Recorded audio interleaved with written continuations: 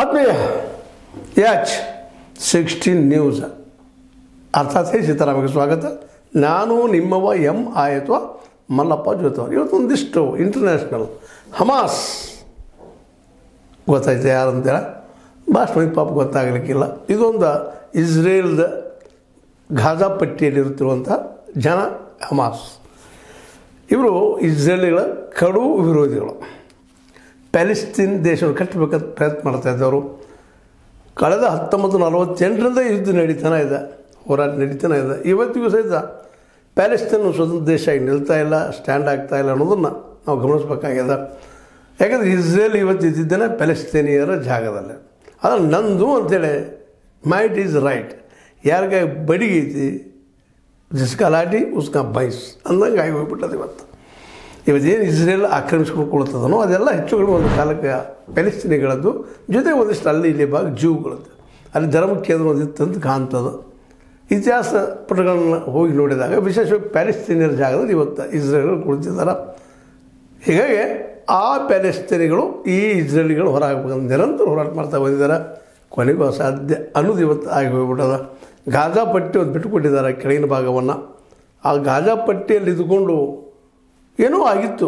ಯಾಸರ್ ಅರಾಫತ್ ಈ ಹೆಸರು ನೆನಪಿಡ್ಬೇಕಾಗ್ತದೆ. ಪ್ಯಾಲೆಸ್ತೀನಿಗಳು ಯಾಸರ್ ಅರಾಫತ್ ಅವ್ರ ಪಾಪ ಶಾಂತಿಯ ನೆಲೆಗಟ್ಟೆ ಒಂದಿಷ್ಟೇ ಜಾಗ ಹೆಚ್ಚಿಕೊಂಡು ಪ್ರಯತ್ನ ಮಾಡಿದರು.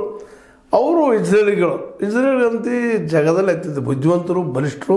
ಅದಕ್ಕಿಂತಲೂ ಮುಖ್ಯವಾಗಿ ಅಮೇರಿಕ ಮತ್ತು ಯುರೋಪ್ ಖಂಡಗಳು ಅದನ್ನು ತಮ್ಮಲ್ಲಿಯ ನೋವನ್ನು, ಸಂಕಟವನ್ನು, ವಿರೋಧಿಗಳಂತಂದು ಈ ಪ್ಯಾಲೆಸ್ತೀನ್ ಜಾಗ ತಂದು ಹಾಕಿಬಿಟ್ರು ಯುರೋಪಿಯನ್ ದೇಶಗಳು ಮತ್ತು ಅಮೇರಿಕ. ಯಾಕಂದರೆ ಅಲ್ಲಿ ಈ ಜ್ಯೂಸ್ ಅಥವಾ ಯಹೂದಿಗಳು ತಮಗೆ ತೊಂದರೆ ಕೊಟ್ಟಾರಂದರೆ ಸಪ್ರೇಟ್ ದೇಶ ಮಾಡಿಟ್ರು. ಅವ್ರು ಬಂದಿಲ್ಲ ಅರಬ್ಬರಿಗೆ, ಅದರಲ್ಲೂ ಮುಖ್ಯ ಪ್ಯಾಲೆಸ್ತೀನಿಗಳಿಗೆ ಒಂದು ಏನಪ್ಪ ಅಂದ್ರೆ ಅವ್ರ ಸ್ಥಾನವನ್ನು ಕಿತ್ತಾಕಿ ಅಲ್ಲಿ ಬಂದಿದ್ದಾರೆ. ಆದರೆ ಇವತ್ತು ಅವ್ರು ಕಿತ್ತಾಕೋದಂತೆ ಅಸಾಧ್ಯ ಮಾತಾಗಿ ಹೋಗ್ಬಿಟ್ಟಾರೆ. ಎಷ್ಟೋ ಅರಬ್ ದೇಶಗಳು ಕೂಡ್ಕೊಂಡು ಯುದ್ಧ ಮಾಡಿದರೂ ಸಾಧ್ಯ ಆಗಿಲ್ಲ. ಇರಾನ್ ಪ್ರಯತ್ನ ಮಾಡಿದ ಕೊನೆ ಹಂತದವರೆಗೆ ಅದು ಪೂರ್ತಿಯಾಗಿ ಕಿತ್ತಾಕಲಿಕ್ಕೆ ಆಗಲಿಲ್ಲ. ಆದರೂ ಒಂದಿಷ್ಟು ಬಲಿಷ್ಠತನ ತೋರಿಸ್ತು ಅನ್ನೋದು ಮಾತ್ರ ನಾವು ಗಮನಿಸಬೇಕಾಗಿದೆ. ಅದೇನೋ ಆಗಲಿ, ಇಷ್ಟು ಬಲಿಷ್ಠದಪ್ಪ ಅನ್ನೋದು ಗೊತ್ತಿದ್ದು ಹಮಾಸರು ಅವರಲ್ಲಿ ಅಂತ ಹೇಳ್ಕೊಳ್ಳೋಂಥದ್ದೇನಿಲ್ಲ. ಅಲ್ಲೇ ಇಸ್ರೇಲ್ ದುಡಿಬೇಕು, ಮಾಡಬೇಕು, ದುಡ್ಕೊಂಡ್ಬಂದು ತಮ್ಮ ಮನೆಗಳು ನಡೆಸಬೇಕು. ಇಂಥ ಪರಿಸ್ಥಿತಿಗಳಿದ್ದಂಥ ಆ ಪ್ಯಾಲೆಸ್ತೀನಿಗಳಿಗೆ ಈ ಹಮಾಸ್ ಜನ ನಾವು ಇಸದು ಕೊಟ್ಟೆ ಕೊಡಿದ್ವಿ ಸ್ವತಂತ್ರ ಅಂತೇಳಿ ನಮ್ಮ ದೇಶ ಹೆಸರು ಕುಡಿದಂಥ ಶಸ್ತ್ರಾಸ್ತ್ರಗಳನ್ನು ಹೋರಾಟ ಶುರು ಮಾಡಿದರು. ಅದರಿಂದ ಸಾಕಷ್ಟು ಇಸ್ರೇಲ್ ಹೊಡೆದ್ರು ಅವರು. ಆದರೆ ಅದರ ಪ್ರತಿಫಲ ಇವತ್ತೇನಾಯ್ತು ಅಂದರೆ ಪೂರ್ತಿಯಾಗಿ ಗಾಜಾ ಪಟ್ಟಿಯಲ್ಲಿದ್ದಂತಹ ಎಲ್ಲ ಪ್ಯಾಲೆಸ್ತೀನಿಗಳನ್ನ ಹೆಚ್ಚು ಕಡಿಮೆ ಒಂದು 40,000, 50,000, 70,000 ಕೌಂಟ್ಲೆಸ್ ಈ ಪ್ಯಾಲೆಸ್ತೀನ್ ಕೊಂದು ಹೋಗ್ಬಿಟ್ರು. ಒಂದು ಹುಳುಗಳನ್ನು ಪುರುಪುಡಿಸಂಗೆ ಮಾಡಿ ಹೋಗ್ಬಿಟ್ರು. ಇವತ್ತು ಪ್ಯಾಲೆಸ್ತೀನಿಗಳ ಸಾಕಪಾರಮಗೆ ಯುದ್ಧ ಅವರೇ ಈ ಪ್ಯಾಲೆಸ್ತೀನಿಗಳನ್ನು ಹಮಾಸನ್ನು ವಿರೋಧ ಮಾಡುವಂಥ ಪರಿಸ್ಥಿತಿ ಬಂದಿತ್ತು ಅಂತ. ಸ್ವತಂತ್ರವಾದ ಮೀಡಿಯಾಗೆ ಬೇಕಾಗಿರುವುದು ಸ್ವತಂತ್ರ ಧ್ವನಿ. ಆ ಸ್ವತಂತ್ರ ಧ್ವನಿ ಉಳಿಸಲು ನೀವು ಮಾಡಬೇಕಾದದ್ದು ಇಷ್ಟೇ. ಅದೇನಪ್ಪಾ ಅಂತಂತಂದ್ರೆ ನಿಮ್ಮ ಕೈಲಾದಷ್ಟು ಸಹಾಯ ಈ ಚಾನಲ್ಗೆ ಮಾಡಿ ಹಾಗೂ ನಿಮ್ಮ ಧ್ವನಿಯನ್ನು ಕಾಪಾಡಿಕೊಳ್ಳಿ. ಏನಾಗಿದೆ ಏನಂತೀರಿ ನೀವು, ಅವರ ಕೊಳ್ಳದ ಜನನ ಅವ್ರಿಗೆ ವೈರಿ ಆದ್ರೇನು ಅಂತೀರ. ಯಾಕಂದ್ರೆ ಅಸಾಧ್ಯ ಇದ್ದಾಗ, ಒಂದು ದೊಡ್ಡ ಬಂಡೆಗಳಿದ್ದಾಗ ನಾವು ಹನಿಯನ್ನು ಜಜ್ಕೊಳ್ಳೋದು ಅಸಾಧ್ಯದ ಮಾತು. ಇದ್ದದ್ದನ್ನು ಅಡ್ಜಸ್ಟ್ಮೆಂಟ್ ಮಾಡ್ಕೊಂಡು ಅನಿವಾರ್ಯ ಆಗ್ತಿಂಥ ಸಂದರ್ಭದಲ್ಲೇ ಅದನ್ನು ಲೆಕ್ಕಿಸಿದ ಹಮಾಸ್ ಅವರು ದಾಳಿ ಶುರು ಮಾಡಿದರು. ನಿರಂತರದ ದಾಳಿ ಅವರು ಇವನ್ನ ನಮ್ಮ ಯಾಸರ್ ಅರಾಫತ್ ಅವರು ಇದ್ದಾಗಲೂ ಇತ್ತು, ಆದರೆ ಆ ಪ್ರಮಾಣದಲ್ಲಿ ಇರಲಿಲ್ಲ. ಇವತ್ತು ಅವ್ರು ಇಲ್ಲ ಅಂತ ತಕ್ಷಣ ಸರ್ ಹಮಾಸ್ಗಳು ನಾವು ಕೊಡಿಸ್ತೀವಿ ಒಂದು ಹೋರಾಟ ಮಾಡಿದರು. ಏನೆಲ್ಲ ಮಾಡಿದ್ರು. ಇವತ್ತು ಅದು ಮಾಡಲಾರದು ಏನೂ ಉಳಿದಿಲ್ಲಲ್ಲೇ ಮಾಡೇ ಕೊನೆಗೆ ಸೋತ್ ಶರಣಾಗಿ ನಾವು ಶಸ್ತ್ರಾಸ್ತ್ರ ಬಿಡಿದ್ವಿ, ನಮ್ಮ ಜಾಗ ಕೊಡೋದು ಮತ್ತೆ ಎಲ್ಲಿದ್ವಿ ಅಲ್ಲೇ ಬಂದು ಹಂಚಿದ್ರು ಅಂತ. ಇಸ್ರೇಲಿಗಳ ಹಿಂದಿರುವಂಥದ್ದು ಅಮೇರಿಕ ಇದು ಭಾಳ ಬಿಡಬೇಕು. ಸ್ವತಃ ಅವರು ಶೂರು ಇದ್ದಾರೆ, ಮತ್ತು ಅವರು ಅನಿವಾರ್ಯದ ಬದುಕಬೇಕು ಪಾಲ್ಯ ಅಂತೇಳಿ. ಮಹಾನ್ ಬುದ್ಧಿವಂತರು ಅವರು, ಜೊತೆಗೆ ದಿಟ್ಟರು, ಅವ್ರಿಗೆ ಬಂದೂಕಿಗೆಲ್ಲ ಶಸ್ತ್ರಾಸ್ತ್ರ ಕೊಡೋರು ಅಮೇರಿಕಾದವರು.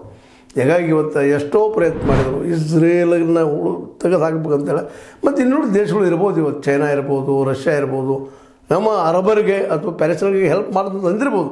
ಬಟ್ ಅವ್ರಿಗೆ ಎಷ್ಟರ ಮಟ್ಟಿಗೆ ಮಾಡಬಲ್ಲರು ಅಂತ ಇದು ನಾವು ನೆನಪಿಡ್ಬೇಕಾಗಿದ್ದಿಲ್ಲ. ಏನಪ್ಪ ಅಂದ್ರೆ ಏನೋ ಮಾಡಬೇಕಾದ್ರು ನಮ್ಮ ಸ್ವಬರದ ಮೇಲೆ ನಮ್ಮ ಮೇಲೆ ನಾವು ವಿಶ್ವಾಸ ಮಾಡಬೇಕು. ನಾವು ಇನ್ನೊಬ್ಬರು ಬಂದು ನಮಗೆ ಸಹಾಯ ಮಾಡ್ತಾರೆ ಕಷ್ಟ ಸಮಯದಲ್ಲಿ ಅನ್ನೋದು ಭಾಳ ಎಲ್ಲೋ ಅಪರೂಪಕ್ಕೂ ಎಂದೋ ಒಂದು ಆಗುವಂಥ ಘಟನೆ. ಅದನ್ನು ನಂಬಿ ಹಮಾಸ್ ಜನ ಇಸ್ರೇಲ್ಗಳ ಮೇಲೆ ಹೋಗಿ ಬಿದ್ದರು, ಅದರ ಹೊಡೆತ ತಿಂದರು. ಇವತ್ತು ಪ್ಯಾಲೆಸ್ತೀನಿಗಳು ಏಳಲಾರದಂಥ ಹೊಡೆತ ಬಿದ್ದುಬಿಟ್ಟದ. ಗಾಜಾ ಪಟ್ಟಿಯಲ್ಲಿದ್ದಂಥ ಪ್ಯಾಲೆಸ್ತೀನ್ ಕಟ್ಟುವಂಥ ಸುಂದರವಾದ ಒಂದು ದೇಶ, ಅದು ಯಾರೂ ಇರಲಿ, ಸ್ವಲ್ಪ ಹೇಳುತ್ತೆ ಯಾರಲ್ಲೂ ಇರಲಿ, ಅದು ಇವತ್ತು ಒಂದು ಸ್ಮಶಾನ ಸದೃಶ ಆಗೋಗ್ಬಿಟ್ಟದ. ಅಲ್ಲಿ ಬದುಕೋದು ಕಷ್ಟದಪ್ಪ ಅನ್ನುವಂಥದ್ದು. ಈ ಹಂತಕ್ಕೆ ಬಂದಾಗ ಅನೇಕ ಮಕ್ಕಳು ತಿಳ್ಕೊಂಡು ಹೊಟ್ಟೆಗೆ ಇರಲಿಲ್ಲ ಮಾಡಲಿಲ್ಲ ಅವೆಲ್ಲ ದೃಶ್ಯಗಳು ನೆನೆಸ್ಕೊಂಡ್ರಂತೂ ಅಪ್ಪ ಯಾಕೆ ಬೇಕಾಯ್ತಪ್ಪ ಈ ಹಮಾಸ್ಗಳಿಗೆ ಅಂತೇಳಿ. ನಮ್ಮ ಕೊಲ ಏನಂತಾರಲ್ಲ ಕೊಡಲಿ ಕಾವು ಕೊಡಲಿಗೆ ಗಿಡಕ್ಕೆ ಮೃತ್ಯು ಅಂತ, ಕೊಡಲಿ ಕಾವು ಗಿಡಕ್ಕೆ ಮೃತ್ಯು ಅಂದಂಗೆ ಈ ನಮ್ಮ ಹಮಾಸ್ ಜನ ಅವ್ರ ಪ್ಯಾಲೆಸ್ಟೈನ್ಗಳ ಆ ಹಮಾಸ್ ಜನ ಉಗ್ರವಾದಿಗಳು ತಮಗೆ ತಾವು ಕೊಳ್ಳಿ ಪೆಟ್ಟು ಪಡ್ಕೊಂಡು ಇವತ್ತು ಇಡೀ ಅಂತಾರಾಷ್ಟ್ರೀಯ ಮಾಡಿದ್ರೆ ಅನಾಥರಾಗಿ ಬಂದುಬಿಟ್ಟಿದ್ದಾರೆ ಅಂತ. ಅವ್ರು ಏನಕ್ಕೆ ಕೊಡ್ತಾರೆ ತೊಗೊಂಡು ಗಪ್ಪನೇ ಇರಬೇಕಪ್ಪ ಸುಮ್ಮನೆ ಇರಬೇಕಪ್ಪ ಅನ್ನೋಂತ ಬಂದುಬಿಟ್ಟಿದ್ದಾರೆ. ಪಾಪ ಆ ಪ್ಯಾಲೆಸ್ಟೈನ್ಗಳ ಜೀವನ ಅಂತೂ ಹೇಳ್ತಿರಂಗೆ ಪೂರ್ತಿ ನೆಲಕಚ್ಚಿ ಹೋಗಿಬಿಟ್ಟದದು. ಮತ್ತು ಇನ್ನುಳಿದ ಯಾವುದೇ ದೇಶನೂ ಅವ್ರನ್ನ ಎತ್ತು ಹಿಡಿಯಲಾದ ಪರಿಸ್ಥಿತಿ ಒಳಗೆ ಕೊನೆಗೂ ಯುದ್ಧ ನಿಂತದ. ಇಸ್ರೇಲ್ ಯುದ್ಧ ನಿಲ್ಲಿಸಿದ್ದಾರೆ. ಆದರೆ ಒಂದು ಕಂಡೀಷನ್ ಅದಾವರು, ಎಲ್ಲಿವರೆಗೆ ಹಮಾಸ್ಗಳು ಪೂರ್ಣ ಮಾಡಿದ್ರೆ ಶಸ್ತ್ರಾಸ್ತ್ರಗಳನ್ನ ತ್ಯಜಿಸೋದಿಲ್ಲವೋ ಅಲ್ಲಿದ್ರಾಗ ನಾವು ಶಸ್ತ್ರ ಹಿಡ್ಕೊಂಡು ಕೊಂಡ್ರೋಣಪ್ಪ ನಿಮ್ಮ ಏರಿಯಾದಲ್ಲೇ ನಿಮ್ಮ ಜಾಗದಲ್ಲೇ ಅನ್ನೋಂಥ ಸ್ಪಷ್ಟ ಒಂದು ಏನಪ್ಪ ಸಂದೇಶ ಕೊಟ್ಟಿದ್ದಾರೆ. ಮತ್ತು ಅದೇ ಅಗ್ರಿಮೆಂಟ್ ಆಗ್ಯದ. ಹೀಗಾಗಿ ಈ ಒಂದು ಟೆಲ್ ಅವೀವ್ದಲ್ಲಿ ರೆಡಿ ಇದ್ದಾರೆ ಅವರು. ಅದಕ್ಕೆ ಹಮಾಸ್ ಆದರೂ ಸಹಿತ ಪೂರ್ಣ ಶಸ್ತ್ರಾಸ್ತ್ರಗಳು ಬಿಟ್ಟು ನೆಮ್ಮದಿಯಿಂದ ಇದ್ದಿದ್ರಲ್ಲಿ ಆರಾಮಿರುವಂಥ ಪ್ರಯತ್ನ ಮಾಡಬೇಕು. ಯಾಕಂದ್ರೆ ಬದಿಯಲ್ಲಿದ್ದಂಥ ಇಸ್ರೇಲ್ ಒಂದೇ ಇಲ್ಲ, ಅದರಿಂದ ಯುರೋಪ್ ಕಂಡು ಇದೆ. ಮತ್ತೇನೋ ಇವತ್ತು ಯುರೋಪ್ ಖಂಡದ ಜನ ಒಂದಿಷ್ಟು ಸಹಾಯ ಮಾಡಲಿಕ್ಕೆ ಬರ್ತಾಯಿದ್ದಾರೆ. ಐರೋಪ್ಯ ಒಕ್ಕೂಟ ಆಗಿರ್ಬೋದು, ಪ್ಯಾಲೆಸ್ಟೈನ್ ಪ್ರಾಧಿಕಾರ ಆಗಿರ್ಬೋದು, ವಿಶ್ವಸಂಸ್ಥೆಯ ಮಾನವೀಯ ಏನಪ್ಪ ಕೆಲವು ಸಂಸ್ಥೆಗಳಾಗಿರ್ಬೋದು, ಅವರೆಲ್ಲ ಕೊಡ್ಕೊಂಡು ಈ ಪ್ಯಾಲೆಸ್ಟೈನಿಯರಿಗೆ ಒಂದು ನೆರವು ನೀಡೋದಕ್ಕೆ, ಹೆಲ್ಪ್ ಮಾಡೋದಕ್ಕೆ, ಅವ್ರ ಮನೆಗೆ ಇಡೋದಕ್ಕೆ, ಬಾಂಡೆ ಸಾಮಾನು ಕೊಡೋದಕ್ಕೆ ಎಲ್ಲ ಬಿದ್ದೋಗ್ಬಿಡೋದು. ದಾಳಿಯಿಂದ ಏನೂ ಉಳಿದಿಲ್ಲ, ನೆಲಸಮ ಆಗಿದೆ ಮನೆಗಳೆಲ್ಲ. ಅದನ್ನು ನೋಡಿದ್ರೆ ನಮ್ಮ ಏನಪ್ಪ ಅಂತಂದ್ರೆ ಗಾಬರಿ ಆಗುವಂಥದ್ದು, ಹೆಂಗೆ ಬದುಕಿದ್ರಪ್ಪ ಇಲ್ಲ ಅಂತೇಳಿ. ನಿರಂತರ ಮದ್ದು ಗುಂಡುಗಳ ದಾಳಿ, ಸಾವು, ಮಕ್ಕಳ ಸಹಿತ ಸಾವಾಗಿ ಹೋಗಿದ್ದನ್ನು ನಾವೇ ನೋಡುವಂಥದ್ದು. ಇಂಥ ಪ್ರಸಂಗದಲ್ಲಿ ಅವರೇನು ಕಟ್ಟಲಿಕ್ಕೆ ಬಂದಿದ್ದಾರೆ, ಅದನ್ನು ಸ್ವೀಕಾರ ಮಾಡಿಕೊಂಡು ಮಕ್ಕಳು ಮಹಿಳೆಯರು ಗೃಹ ಬಳಕೆ ಮತ್ತು ಇತರ ವಸ್ತುಗಳನ್ನು ಸಹಿತ ಸೀರೆಗಳು ತುಂಬಿಕೊಂಡು ಪಾಪ ಅವರು ಎಲ್ಲ ಕೊಟ್ಟ ಮೇಲೆ ಅದು ತೊಗೊಂಡು ಹೊರಟಿದ್ದಾರೆ. ಹೆಣ್ಮಕ್ಳಂಥ ಮನೆಗಳು ಎಲ್ಲಿದೆ ಹುಡುಕಾಡ್ಕೊಂಡು ಹೋಗುವಾಗ ಅಥವಾ ಮರಳಿನ ಕಟ್ಕೋಬೇಕು ಆ ಮನೆಗಳನ್ನು ಅಂತ. ಅದೇ ಕಾಲಕ್ಕೆ ಒಂದು ದೊಡ್ಡ ಅನುಕೂಲ ಮಾಡಿದ ಇಸ್ರೇಲ್ ಇದ್ದು ಗಾಜಾದ ದಕ್ಷಿಣದ ಉತ್ತರ ಭಾಗಕ್ಕೆ ಹೋಗಿ ಹಾದಿಯನ್ನು ಮಾಡಿಕೊಟ್ಟಿದ್ದಾರೆ ಅಂತೇಳಿ ಇದು ದೊಡ್ಡ ಉಪಕಾರದಂಗೆ ಆಗಿ ಹೋಗಿಬಿಟ್ಟದ. ಒಟ್ಟಾರೆಯಾಗಿ ಈ ಎಲ್ಲ ಘಟನೆಗಳು ನೋಡಿದಾಗ ಪ್ಯಾಲೆಸ್ಟೈನ್ ಮನೆಗೆ ಮರಳ್ತಾ ಇದ್ದಾರೆ, ಮತ್ತು ಮರಳಿ ಕಟ್ಕೋಬೋದು. ಆದರೆ ಹಮಾಸರ ಮಾತುಗಳನ್ನು, ಹಮಾಸ್ ಉಗ್ರವಾದಿಗಳ ಮಾತುಗಳನ್ನ ಕೇಳೋದು ಅಷ್ಟು ಯೋಗ್ಯ ಅನ್ನೋದು ಮತ್ತೊಮ್ಮೆ ಚಿಂತನೆ ಮಾಡಬೇಕಾಗ್ಯದ.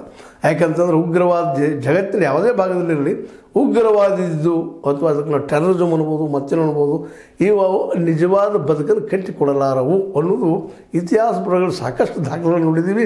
ಆದರೂ ನಾವು ಮತ್ತೆ ಯುದ್ಧ ಮಾಡ್ತಾನೆ ಇರ್ತೀವಿ. ಇವತ್ತು ನೋಡಿ ನಮ್ಮಲ್ಲಿ ನಕ್ಸಲೈಟ್ಸ್ ಇದ್ದಾರೆ, ಅದು ಅಸಾಧ್ಯ ಅಂತ ಗೊತ್ತಿದ್ದು ಮತ್ತೆ ಕಾಡಿಗೆ ಹೋಗ್ತಾರೆ, ಬಡದಾಡ್ತಾರೆ, ಮತ್ತೆ ಸಾಯ್ತಾರೆ, ಬರ್ತಾರೆ. ಈಗ ನಾವು ಶರಣಾಗ್ತೀವಿ ಅಂತ ಇದ್ದಾರೆ. ಎಷ್ಟು ದಿವಸ ಇರ್ತಾರೋ ಗೊತ್ತಿಲ್ಲ. ಆದರೆ ಅವರಿಂದಾಗಿ ಎಷ್ಟೋ ಜನಕ್ಕೆ ಪಾಪ ತೊಂದರೆ ಆಯಿತು. ಒಂದಿಟ್ಟು ವಿಚಾರವಾದಿಗಳಿಗೆ ಮತ್ತೆ ಯಾರಿಗೆ ಎಲ್ಲರಿಗೂ ಇವತ್ತು ನಾವು ಅಂತೀವಿ ನಗರ ನಕ್ಸಲೈಟ್ ರೀ ಅವರು, ಒಂದು ಕೊಲ್ಲವರು ಅಂತ ನಾವು ಮಾತಾಡ್ತೀವಿ. ಇದು ಕಾರಣ ಅಂದರೆ ಇಲ್ಲಿ ನಮ್ಮ ಉಗ್ರವಾದಿಗಳು ಅಂತ. ಅಲ್ಲಿ ಉಗ್ರವಾದಿಗಳು ಸಹಿತ ಹಮಾಸ್ ಅನ್ನೋ ಉಗ್ರವಾದದ ಒಂದು ಸಂಸ್ಥೆ ಪ್ಯಾಲೆಸ್ಟೈನ್ಗಳ ಬದುಕನ್ನು ಹಾಳು ಮಾಡಿಬಿಡ್ತು ಅಂತಂದು ಅಡ್ಡಿ ಇಲ್ಲ. ಯಾಕಂದರೆ ಇಸ್ರೇಲ್ಗಳಂತ ಇವ್ರ ಜಾಗದಲ್ಲೇ ಇದ್ದಾರೆ, ಇವ್ರ ದೇಶ ಹಿಡ್ಕೊಂಡು ಕೂತ್ಬಿಟ್ಟಿದ್ದಾರೆ. ಅವರಂತೂ ಕಿತ್ತು ಹೋಗೋ ಪರಿಸ್ಥಿತಿ ಇಲ್ಲ. ಹೇಳಿಲ್ಲ ಆಲ್ರೆಡಿ ಮೈಟ್ ಇಸ್ ರೈಟ್. ಈಗ ಗೆದ್ದರು, ಆ ಗೆದ್ದ ದೇಶ ತಮ್ಮ ಕೈ ಉಳಿದಾರೆ. ಸುಮ್ಮನೆ ಅವ್ರ ಜೊತೆ ಅಡ್ಜಸ್ಟ್ ಮಾಡಿಕೊಂಡು ಬದುಕಬೇಕಾಗಿದೆ. ಬಡ ದೇಶದು ಪ್ಯಾಲೆಸ್ಟೈನ್ಗಳು ಇವತ್ತು ಬಡವರಾಗಿಬಿಟ್ಟಿದ್ದಾರೆ. ಪಾಪ ಹಾಗೂ ಬಡವರು ಇದ್ದರು, ಇವು ಬಡವರು ಇದ್ದಾರೆ. ಅವ್ರು ಇದ್ದಂಥವ್ರು ಇವತ್ತು ಸುಮ್ಮನೆ ಯಾರ್ದೋ ಮಾತು ಕೇಳಿ ಬೆಲೆ ಹೋಗಿದ್ಲು ಇದ್ದಿದ್ರಲ್ಲೇ ಅವರು ಇಸ್ರೇಲ್ ಸಹಾಯ ಮಾಡ್ತಾರೆ, ತಮ್ಮಲ್ಲಿ ಉದ್ಯೋಗ ಕೊಡ್ತಾರೆ, ದುಡ್ಕೊಂಡು ಮಾಡ್ಕೊಂಡು ಚೆನ್ನಾಗಿರೋದು ಭಾಳ ಯೋಗ್ಯ ಅಂತ ಅನ್ನಿಸ್ತದೆ.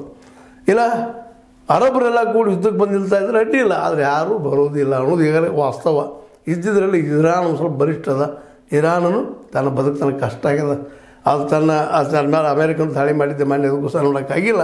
ಹೀಗಾಗಿ ಎಲ್ಲನೂ ಅತಂತ್ರದಿದ್ದಾಗ ಹಮಾಸ್ ಅವರು ಯಾರ ಮೇಲೂ ವಿಶ್ವಾಸ ಇರೋದು, ತಮ್ಮ ವಿಶ್ವಾಸ ಇಟ್ಟು ಯಾರು ಲೆಬನಿಗಳು ಬರೋದಿಲ್ಲ, ಜೋರ್ಡನ್ದವ್ರು ಬರೋದಿಲ್ಲ, ಮತ್ತು ಇನ್ನುಳಿದ ಯಾವುದೇ ಉಗ್ರವಾದ ಸಂಘಟನೆಗಳು ಬಂದು ನಿಲ್ಲಕ್ಕೆ ಸಾಧ್ಯ ಇಲ್ಲ. ಯಾಕಂದರೆ ಅಷ್ಟರ ಪ್ರಾಬಲ್ಯವನ್ನು ಇವತ್ತು ಇಸ್ರೇಲಿಗಳು ಹೊಂದಿದ್ದಾರೆ, ಬುದ್ಧಿವಂತರಿದ್ದಾರೆ, ಶಸ್ತ್ರಾಸ್ತ್ರರಿದ್ದಾವ. ಮತ್ತು ಹಿಂದೆ ಅಮೇರಿಕಾದ ಬಲಿಷ್ಠ ದೇಶದ ಅವ್ರು ರಕ್ಷಣೆ ಮಾಡೋದಕ್ಕೆ ಯಾಕಪ್ಪ ಅಂದ್ರೆ ಯಹೂದ್ರು ಏನಾದರೂ ಅಮೇರಿಕದಲ್ಲಿ ಬಂದ್ರೆ ನಮಗೆ ತೊಂದರೆ ಕೊಡ್ತಾರೆ ಅನ್ನೋ ಭಯದಿಂದಾಗೆ ಅವರ ತಂದು ಇಟ್ಟಿದ್ದಾರೆ. ಇದು ಗಮನದಲ್ಲಿರುವ ಇತಿಹಾಸ ಹೋಗಿದ್ದವ್ರಿಗೆ. ಆ ದಿಶೆಯಲ್ಲೇ ಇಸ್ರೇಲ್ ಇವತ್ತು ಅತ್ಯಂತ ಬಲಿಷ್ಠ. ಅದಕ್ಕೂ ಮುಖ್ಯ ಅಮೇರಿಕಾ ಇವತ್ತಿನ ಪರಿಸ್ಥಿತಿ ಒಳಗೆ ಚೈನಾ ಮತ್ತು ರಷ್ಯಾಗಳಿಗಿಂತಲೂ ಬಲಿಷ್ಠ. ಇದರಲ್ಲಿ ಎರಡು ಮಾತಿಲ್ಲ ಅನ್ನೋದು ನೆನಪಿಟ್ಕೊಂಡು ಹಮಾಸ್ದವರು ಹಮಾಸ್ ಅಂದರೆ ಎಂಥವ್ರು ಇಲ್ಲಿ ಒಂದು ಸಣ್ಣ ಉಗ್ರವಾದ ಸಂಘಟನೆಗಳಷ್ಟ. ಅವರಿಂದ ಇಸ್ರೇಲ್ ಸೋಲಿಸಿ ಮರು ಪ್ಯಾಲೆಸ್ಟೈನ್ ಸ್ಥಾಪನೆ ಮಾಡ್ತಾರೆ ಅನ್ನುವಂಥ ಒಂದು ಏನು ಕನಸ ಅದು ಹಗಲ ಕನಸು. ಒಂದು ಎರಡು ಮಾತಿಲ್ಲ ಎಂದು ತಿಳ್ಕೊಂಡು ಅಲ್ಲಿ ಪ್ಯಾಲೆಸ್ಟೈನ್ಗಳು ಮುಂದಿನ ದಿನದಲ್ಲಿ ತಮ್ಮ ಮನೆಗಳನ್ನು ಕಟ್ಕೊಂಡು ನೆಮ್ಮದಿ ಇರುವಂಥ ಪ್ರಯತ್ನ ಮಾಡ್ಬೇಕಂತ ಹೇಳ್ತಾ ಇದು ಅಂತಾರಾಷ್ಟ್ರೀಯದಲ್ಲಿ ನಡೀತಿರೋ ಒಂದು ಘಟನೆ ತಮಗೆ ಹೇಳ್ಬೇಕಾಯ್ತು. ಹೇಳಿದ್ರೆ ನಿಮ್ಗೆ ಲೈಕ್ ಆಗಿರ್ಬೋದು, ಲೈಕ್ ಮಾಡಿ ಶೇರ್ ಮಾಡಿರಿ, ಕಾಮೆಂಟ್ ಮಾಡಿರಿ, ಇದನ್ನು ಸಬ್ಸ್ಕ್ರೈಬ್ ಮಾಡೋದು ನಿಲ್ಲಿಸ್ಬೇಡ್ರಿ. H16 ನ್ಯೂಸ್ ಅಂತ ಅದೇ ಥರ ಸತ್ಯದ ಕೈಗಳಲ್ಲಿ ಬಂದರೆ ಹೇಳೋದು.